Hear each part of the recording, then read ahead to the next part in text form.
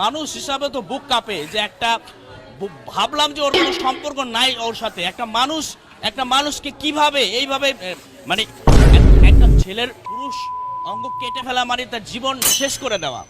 আজকে সাকিবের যে অবস্থা আছে, জুনিয়র সাকিব ও বিকলাঙ্গ হয়ে বেঁচে থাকতে হবে।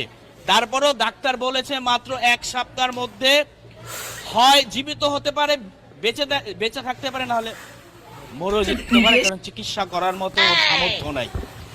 জুনিয়র সাকিবের বাবা একজন আমি পারি না আর পারি না, আমি কেন মরি না, আজরাইল কি চিনে না আমারে গো, আমি পারি না আর পারি না।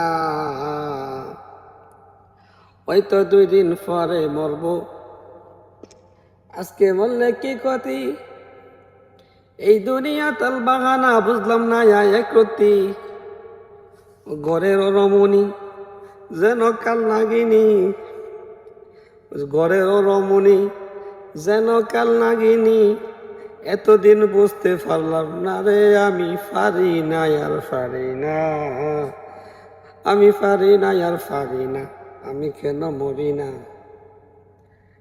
আজরাইলকে চিনে না আমারে গো, আমি পারি না আর পারি না। বিশ্বাসটা কাকে করবো বলেন তো একটু? ওই ঘরের রমণী তো ওর সৈয়দ দানা কেটে নিয়ে গেছে, এটা একটা কাণ্ড করলো, কাকে নিয়ে বিশ্বাস করব? ঘরের রমণী, জীবন সঙ্গিনী, তাকে তো পুরো জীবনটা দিয়ে বিশ্বাস করলো, সে বুঝি এমন কাণ্ডটা করতে পারলো? এটা তো কোনো মানুষের কাজ কারবার হতে পারে না রে, আমি পারি না আর পারি না।